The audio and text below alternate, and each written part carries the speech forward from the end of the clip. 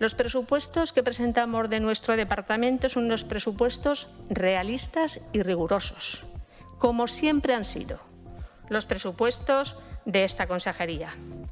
Es verdad que en este caso responden a una situación extraordinaria y que tienen como objetivo fundamental estos presupuestos mantener y reforzar los derechos de ciudadanía, proteger a los más vulnerables y seguir afianzando el sistema de servicios sociales como cuarto pilar del estado del bienestar.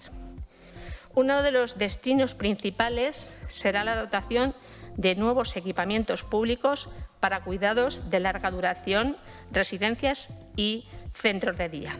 Una asignación de 11 millones de euros, lo mismo que una asignación de aproximadamente 6,5 millones para la adaptación de las estructuras residenciales.